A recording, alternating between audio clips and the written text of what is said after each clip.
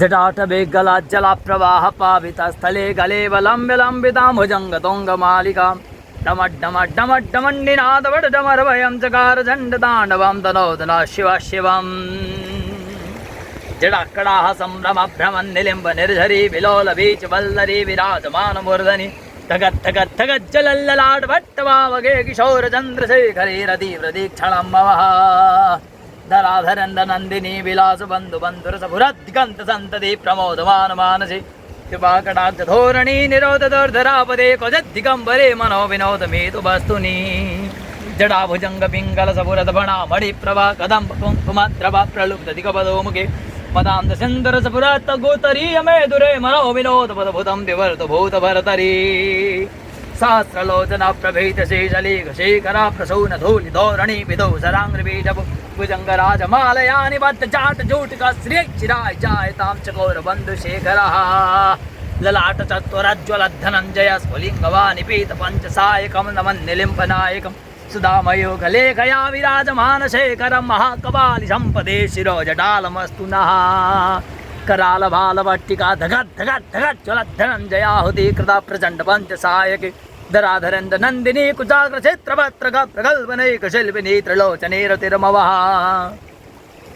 नवीनमेघ मण्डली निरोध दुर्धर सपुरत कोहो निषीधनित्तम प्रबद्ध बन्ध कंधर निलिम्ब निर्झरीधर तनोत क्रेत सिन्धुर कला निदान बन्धुर श्रियं जगत धुरन्धरः बभूल नील पंकजा प्रपञ्च कालिमा प्रभा बलं विकण्ठ कन्दली रुचि प्रबद्ध कंदरम् रक्षिदं पुरक्षिदं भवच्छिदं मखाच्छिदं गदाच्छिदान्तकाच्छिदं दमन्तकाच्छिदं भजे जयत पदाभ्रविभ्रम भ्रमद भुजङ्गमस्स सद् निर्गमत क्रमश पुरत कराल भालहव्यवाट् धिमि धिमि धिमि ध्वनन मृदङ्ग दोङ्ग मङ्गला ध्वनि क्रम प्रवर्तिता प्रचण्ड ताण्डव शिवः त्रिशत विचित्र दलपयोर भुजङ्गमौक्तिकसृजो गरिष्ठ रतन लोष्टयो सूरित विपक्ष पक्षयो तृणारविन्द जगजो प्रजामहि महेन्द्रयो समप्रवेद कदा सदा शिवं भजाम्यहम् कला निलिम्ब निर्झरी निकुञ्ज कोटरे वसन विमुक्त दुर्मदे सदा शिरतमञ्जलिं विलोल लोल लोचनोल लाम भाल लग्न शिवेति मन्त्रमोच्चरण कदा सुखी भवाम्यहम् इमं हि नित्यमेव मुक्तमोत्तमोत्तमं स्तवं पठन् स्मरन् ब्रुवन् नरो विशोधमेति सन्ततं हरे गुरौ च भक्तिमासु याति नान्यथा गतिं विमोहनं हृदयेनां सुशङ्कराच चिन्तनं पूजावसान समये दशभग्रगीत यशम्भोजन परं पठति प्रदोषे तस्य स्थिरामृत गजेन्द्र तुरङ्गयुक्तां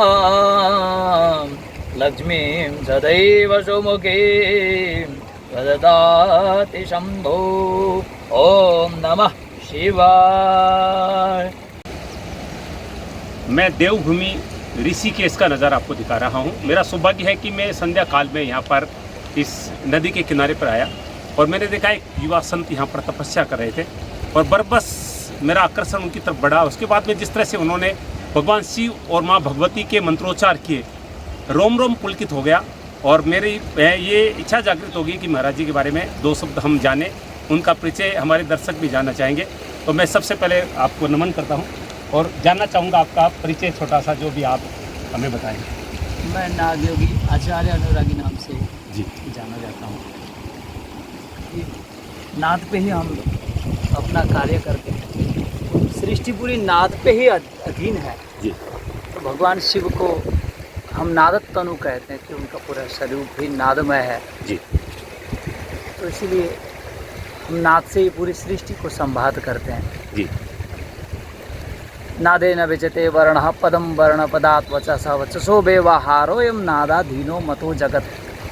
ये सृष्टि सब एक नाद पे ही, नाद, गति और लय, ये तीन उसके मूल है और ये तीन हमारे शरीर के मूल है। ये तीन गंगा के मूल है और यही संगीत के तीन मूल तत्व हैं, आधारभूत तत्व हैं। तो नित्य प्रति ये माँ की करकल जो निनाद हो रही है उसको श्रवण करना अपने आप में बहुत बड़ा एक, जो हम मेडिटेशन कभी कराते हैं तो साउंड हीलिंग के लिए कि ये नाद को आकर के श्रवण करें। और घंटों यहाँ पर हम अपना बिताते हैं। गर्मी के दिन में तो रातों रात ये नाद को सुन करके मैं बिताया यहाँ पर आज भी बैठता हूँ, क्योंकि इससे बढ़कर कोई सुख कुछ है ही नहीं। बाहर हम कितना भी भौतिक वस्तुओं को हम प्राप्त कर लेंगे, परंतु आर्थिक स्थिति, सुख पाने के लिए आर्थिक स्थिति कितना मजबूत है वो मायने नहीं रखता। आपके मानसिक स्थिति कितना मजबूत है, कितना प्रसन्न है आप, वो मायने रखता है। और वो इस भूमि में उपलब्ध है। हजारों सालों से हमारे ऋषियों ने इस गंगा के तटों में, भागीरथी के तटों में बैठ कर के साधना की। उसकी अनुभूति आज भी यहाँ पर हम करते हैं और पुण्यशाली लोग हैं जो यहाँ पर आ कर के माँ के किनारे में बैठ कर के साधना करें, उपासना करते हैं। कभी कभार पीड़ा होती है कि अपने भारतवर्ष के जब लोग आते हैं, कुछ युवा युवतियाँ गंगा में आकर के फिर पीना, अनावश्यक वस्तु पीते हैं, फिर उसके अवशेष गंगा पे फेंक करके, शराब की बोतलें, ये सारी चीज़ फेंक करके जब जाते हैं, तो जब बाहर से जो विदेशी लोग हमारे शिष्य होते हैं यहाँ आते हैं और हमसे पूछते हैं कि आचार्य जी व्हाट्स गोइंग ऑन हियर, कि ये कैसा, आप लोग एक तरफ तो कहते हो कि माँ है और दूसरी तरफ ये आप लोग आपके कैसे लोग हैं कि इस गंगा पे आकर के इतने सारे गंदगी फेंक के जाते हैं।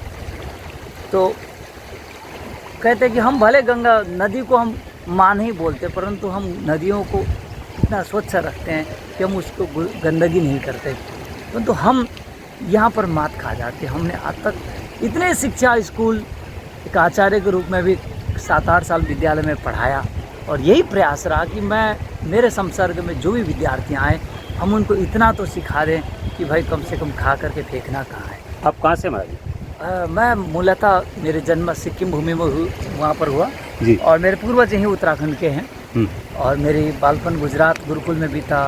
फिर उसके बाद शिक्षा, उच्च शिक्षा मैं काशी हिंदू विश्वविद्यालय में, वहाँ से साहित्याचार्य संपूर्णांत से, और संगीत में संगीताचार्य काशी हिंदू विश्वविद्यालय से हम उपाधि वहाँ से हासिल। अभी आप क्या करें?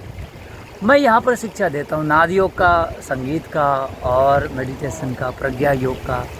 तो जो भी भारतीय परंपरा को सीखने के लिए, वैदिक परंपरा सीखने के लिए विदेशी आते हैं, हम उनको वैदिक परंपरा सिखाते हैं और उनको भारतीय परंपरा क्या है, हम अपने जन्म उत्सव हो, कोई भी उत्सव को हम कैसे यहाँ पर मनाते हैं, तो वो सारी चीज़ अब विदेशी हमसे सीखते हैं। और हम एक हैं कि हम उनकी परंपरा को, अरे क्या क्या कुछ भी, अरे लाओ केक लाओ, हैप्पी बर्थडे, बस ख़त्म हो गया। और जो हमारी वैदिक सनातन परंपरा थी, मंत्रों के ध्वनि के साथ में, क्योंकि ध्वनि पे ही शक्ति है।